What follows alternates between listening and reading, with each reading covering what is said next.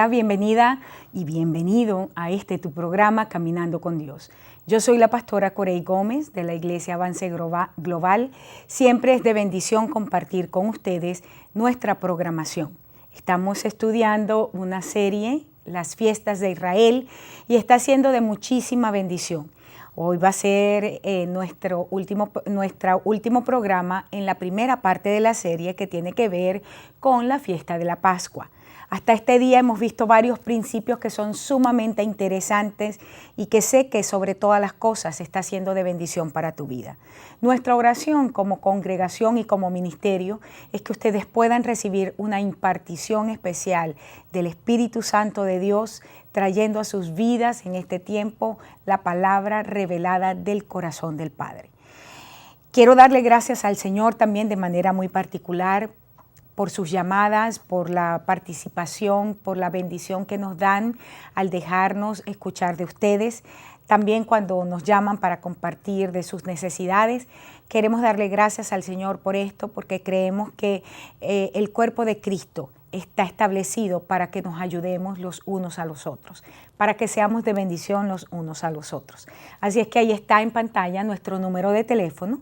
Puedes tomar el número, llamarnos si tienes algún comentario, si tienes alguna necesidad, siéntete libre de hacerlo. Te damos las gracias desde ya y te bendecimos desde ya porque sabemos que hoy va a ser un día muy especial. He estado compartiendo, vuelvo a decir, sobre el tema de la Pascua, una de las fiestas judías, y es una fiesta sumamente interesante. Te decía que la Pascua, ya Cristo es nuestra Pascua, y cuando inicié el tema, una de las cosas que declaré y que establecía es el hecho que la iglesia del Nuevo Testamento, nosotros como la iglesia de Cristo para este tiempo, no tenemos, de acuerdo a los escritos del apóstol Pablo, que practicar o celebrar las fiestas judías. Sin embargo, cuando nosotros leemos la Biblia y encontramos que estas tienen carácter perpetuo o eterno, nos está diciendo que las fiestas como tales tienen principios de Dios que siguen siendo pertinentes para todas las generaciones, para todas las edades. Así es que dentro de lo que estamos estudiando, estoy tratando de ministrar a tu vida principios que sean pertinentes a tu tiempo y a tu espacio. Mi oración, nuevamente te digo, es que durante este tiempo de programación tú seas muy bendecido. Estábamos hablando acerca en el segmento anterior de cómo el apóstol nos habla a nosotros que tenemos que tener mucho cuidado con el tipo de liderazgo al que estamos expuestos. El principio que dejábamos en el tema anterior tenía que ver con que el cordero no podía ser diluido en agua. Y esto tiene que ver entonces con que los principios del evangelio, especialmente las verdades fundamentales del evangelio, no son negociables. Estamos en un tiempo, hermanos, como dice el apóstol Judas, en tiempos peligrosos, tiempos donde hombres amadores de sí mismos se han introducido dentro de la iglesia del Señor. Ahora bien, dentro de lo que es el estudio de la palabra y lo que el Espíritu Santo está haciendo dentro de su pueblo, hay un principio aquí en la fiesta de la Pascua que me parece a mí muy interesante y muy pertinente para nosotros. Y es el hecho de que el cordero pascual se le debían comer la cabeza, las patas, todo. No podía dejarse nada del cordero pascual. Y una de las cosas que yo encuentro aquí que significa este principio tiene que ver con el hecho que nosotros necesitamos asumir como nuestro estilo de vida, como una forma de pensamiento, es la forma de vivir, el estilo de vida de Cristo. Cuando el apóstol Pablo en el libro de Romanos capítulo 12, verso 2 nos dice que no nos podemos conformar, no podemos amoldarnos o hacer del sistema un patrón de vida. Dice que debemos, por el contrario, renovar nuestro entendimiento. Y esta es la única manera que nosotros comprobamos cuál es la buena voluntad de Dios, agradable y perfecta. En el libro de Hebreos, capítulo 8, verso 10, también el apóstol nos dice que el pacto que el Señor iba a hacer con nosotros o va a hacer con nosotros en estos últimos tiempos es que Él va a escribir su ley, sus mandamientos en nuestros corazones. Ya no es escrito en tablas de piedra, sino que el Señor lo está escribiendo en nuestros corazones. ¿Por qué? Porque el Señor está interesado en un pueblo que camine de acuerdo a sus estatutos, pero no por cosas externas, sino porque emana desde adentro, porque es una forma de vida, es algo que asumimos como nuestro modelo, como nuestro estilo de vida, pero que viene desde adentro. El Cordero, dentro de las cosas muy interesantes en este sentido, es que además de comerse las patas y la cabeza, tenía que también comerse con el cinturón ceñido. Recuérdate que cuando ellos toman la Pascua por primera vez, estaban en la víspera de la salida de Egipto. Y esto era una figura de la expectativa que el pueblo tenía que tener. Había una palabra de Dios, había una promesa de liberación.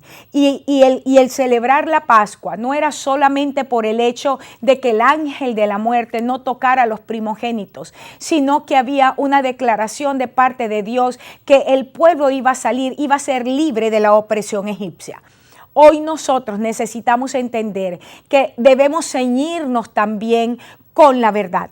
Encontramos en la Biblia varios pasajes que son que tienen que ver con respecto a esto. Y cuando leemos en Efesios 6:14, hablando de la armadura de Dios, dice que debemos estar firmes y dice ceñidos los lomos con la verdad. La palabra lomos en el Antiguo Testamento y también en el Nuevo, pero sobre todo en el hebreo, tiene que ver con las partes de donde se reproduce simiente. Es la capacidad creativa o el poder generativo. ¿Qué es lo que está diciendo aquí?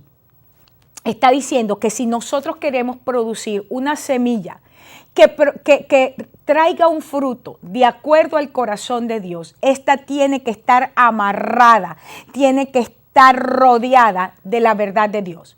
Te decía en alguno de los programas de esta serie que escuchaba hace poco a una entrevista que hacía uno de nuestros líderes famosos, entre comillas, en uno de los, en CNN, con este periodista Cala, y dijo una afirmación que, hermanos, es enseñanza diabólica. Él dijo esto, dijo que la verdad se encontraba en cualquier lugar y de muchas maneras. Es un desconocimiento profundo de lo que es el fundamento del Evangelio. En primer lugar, la verdad no es una afirmación, la verdad es una persona. La verdad es la persona de Jesucristo, el único que se ha atrevido a declarar: yo soy el camino, yo soy la verdad, ha sido nuestro Señor Jesucristo. La verdad entonces no es una afirmación, no es una doctrina, no es una interpretación bíblica. La verdad es la persona de Jesucristo. Es igual que la gracia. La gracia no es algo que se nos entregó, sino es alguien que se nos dio. Isaías lo dice de esta manera: un niño les es nacido, pero el Hijo les es dado. Es decir, la gracia de Dios es el Hijo de Dios, Cristo, que nos fue entregado como ofrenda y como sacrificio por el pecado, para la remisión de los pecados de la humanidad.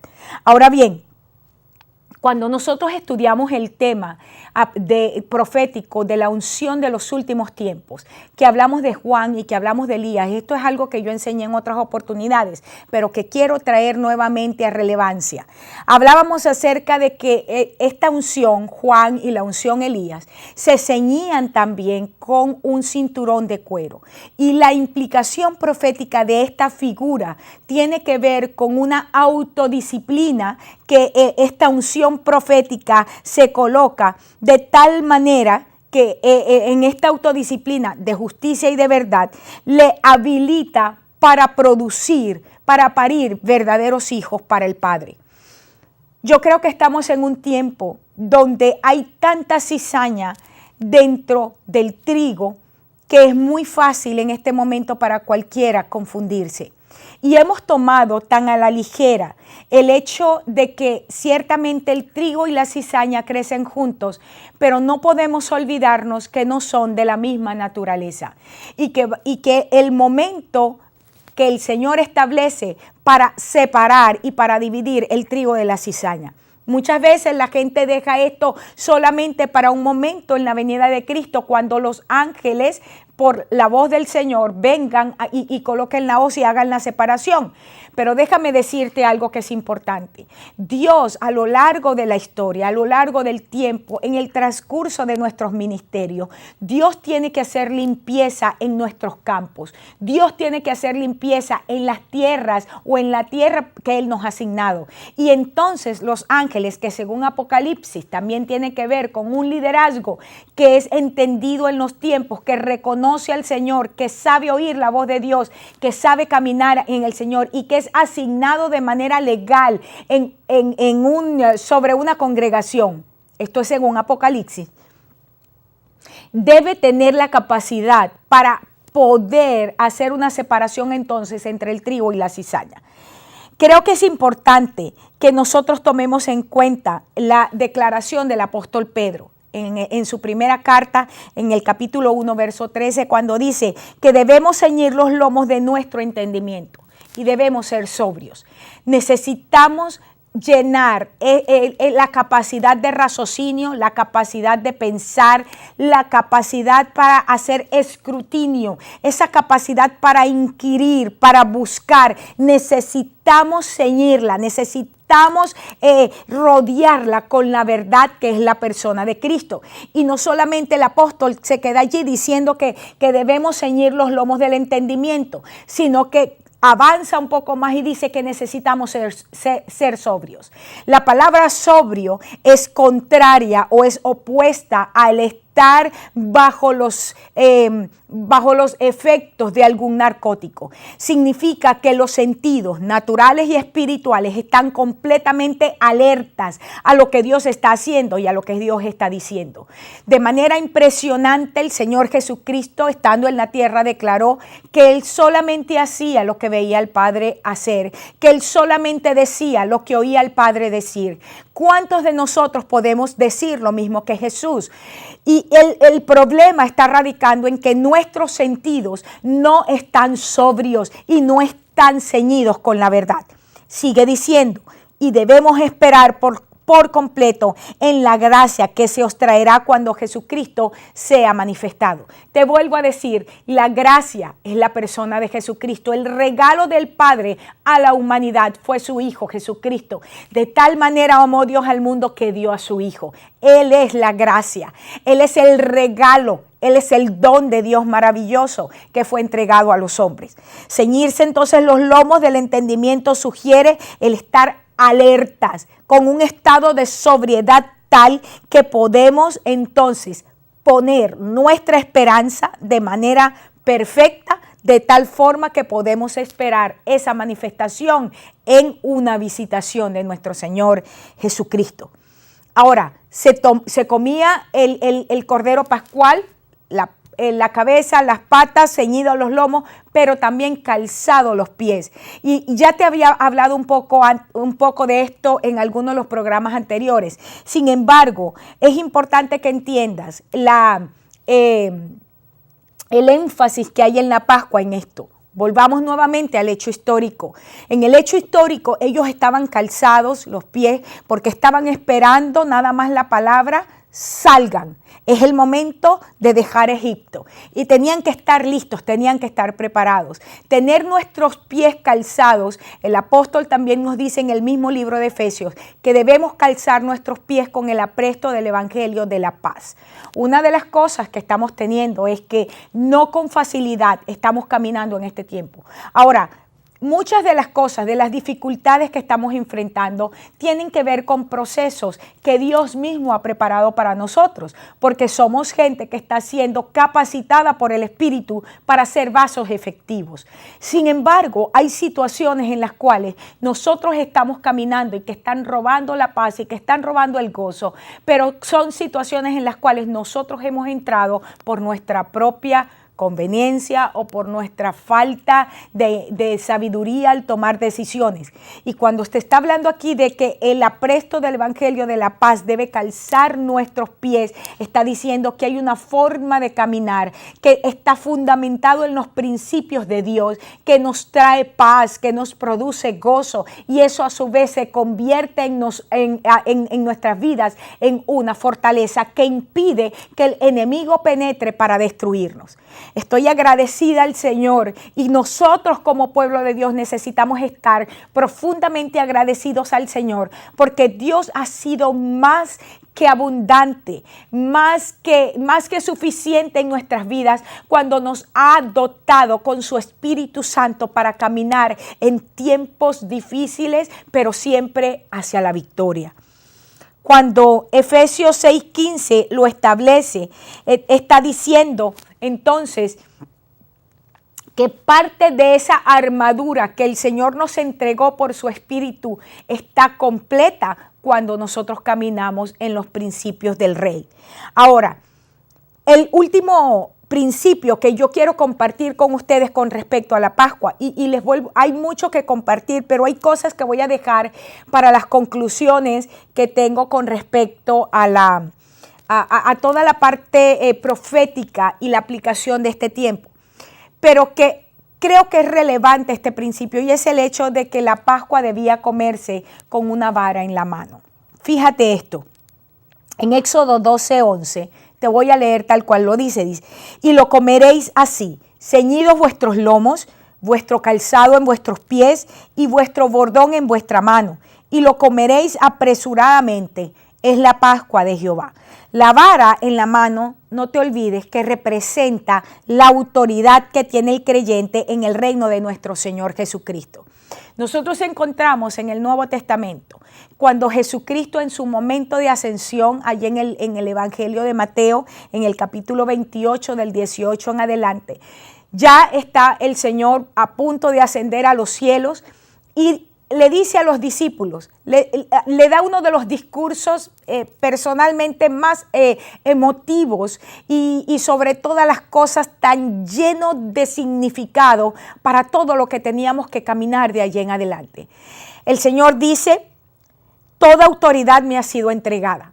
Jesús sabía quién como hijo de Dios, cómo había caminado en la tierra. Los discípulos habían mirado de primera mano la forma como el Señor ejecutó su ministerio, cómo el Señor caminó y llevó a cabo el ministerio. Y el Señor le dice a sus discípulos, quiero que entiendan algo.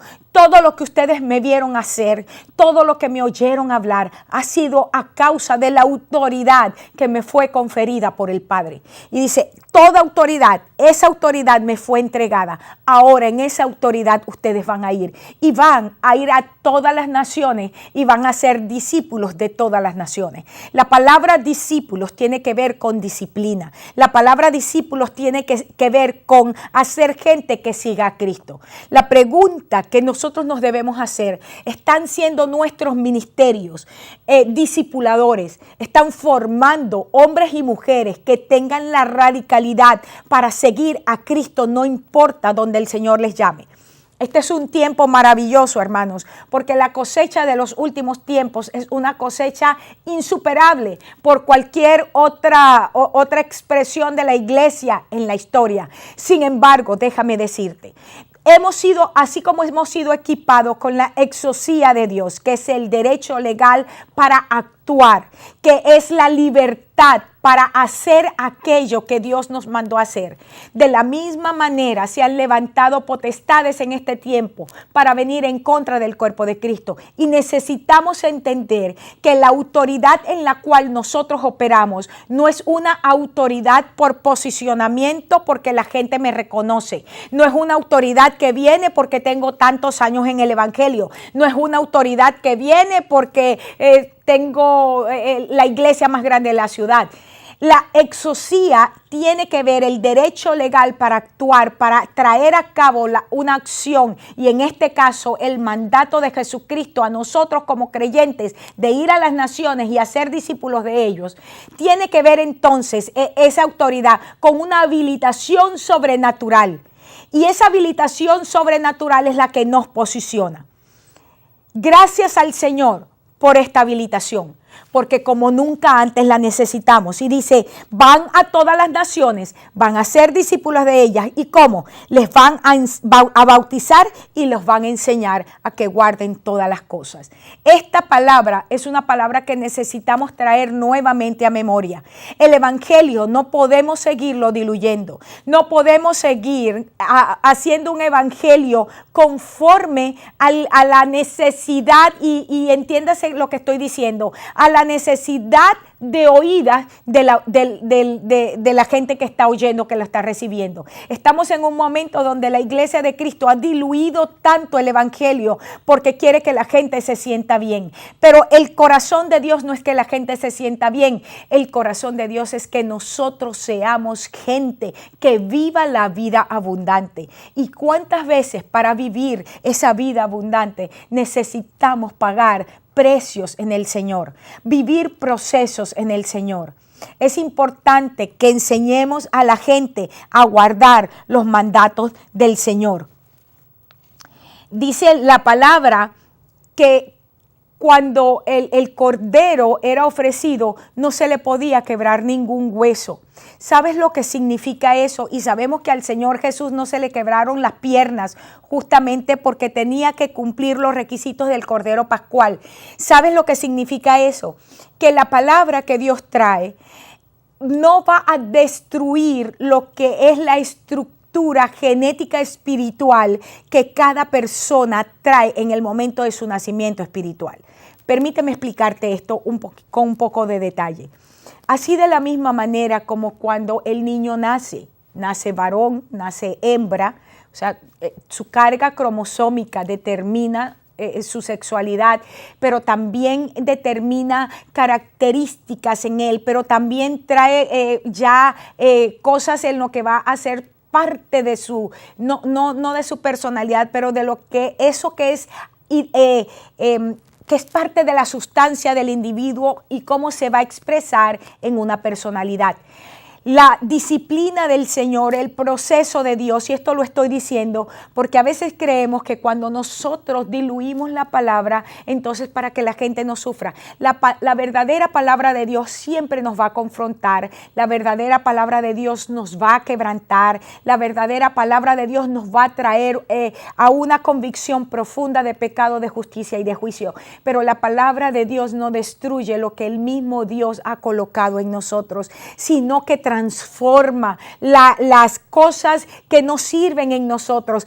Quita aquello que es una carga en nuestra vida que nos impide avanzar y coloca en nosotros habilidades que de no ser por la gracia de Dios en nuestras vidas no la pudiéramos tener. La gracia de Dios hace de nosotros lo que la naturaleza nos negó o lo que la sociedad nos impidió ser. La gracia de Dios viene a nuestra vida y es la persona de Cristo y nos convierte en aquello que era imposible que fuésemos en lo natural o en nuestras propias fuerzas. De la misma manera, la disciplina de nuestro Señor Jesucristo produce en nosotros fruto apacible de arrepentimiento. Y el arrepentimiento no es otra cosa sino un cambio en nuestra manera de pensar. Es metanoia, es cambiar nuestra forma de pensar, y al cambiar nuestra forma de pensar, cambia nuestra forma de vivir. Cristo es nuestra Pascua. Ahora celebramos es a Jesucristo. Ahora celebramos es al Cordero maravilloso, al Cordero Santo, que entregó su vida en ofrenda y en sacrificio por nosotros. Pero lo hacemos con el entendimiento de que en la aceptación del sacrificio de Cristo, en la aceptación de su sangre derramada por nosotros en la cruz del Calvario, y siendo ahora una de las herramientas o una de las armas poderosas para vencer al enemigo. Cuando lo hacemos en el entendimiento de que tenemos esto, entonces podemos caminar asumiendo que somos gente que tenemos que vivir para el Señor, caminar de acuerdo a cómo Él caminó, hablar como Él habló, vivir como Él vivió. Tenemos delante de nosotros un gran reto, tenemos delante de nosotros una gran responsabilidad. Ser gente que en los últimos tiempos declare, no solamente con la palabra, no solamente con nuestras declaraciones audibles, pero también con nuestra forma de vivir, que Jesucristo es Rey y que Jesucristo es Señor. La iglesia del siglo XXI es una iglesia que está llamada a preparar el camino para la segunda venida literal de nuestro Señor Jesucristo. Es una gran responsabilidad que tenemos, pero al mismo tiempo es un gran privilegio, porque somos una generación levantada por Dios para un tiempo como este, para establecer las virtudes de nuestro Rey, para proclamar con nuestra vida su señorío, para hacer que su reino sea establecido en la tierra como nunca antes. Estamos bendecidos, hermanos, porque somos parte de esa generación. Y como dice Apocalipsis, nuestra oración es: el Espíritu y la novia dicen ven. El Espíritu y la novia dicen: Señor Jesús, ven y establécete. Y nosotros podemos orar la oración de Jesús con la misma autoridad. Venga tu reino, Señor. Hágase tu voluntad en la tierra de la misma manera que se echa en los cielos. Y danos hoy, Señor, el pan de cada día, es decir, que podamos vivir de cada declaración que sale del trono de Dios, que la palabra que sustente nuestra vida sea la palabra que ha salido de Dios para nosotros. Esta es la declaración que yo hago sobre tu vida en este día y proclamo en el nombre de Jesús que eres bendecido, no simplemente porque decidiste un día aceptar al Señor, sino porque has tomado el Cordero Pascual en este día, con todo lo que implica. Te bendigo en el nombre de Jesús y te espero en mi próximo programa. Dios te bendiga.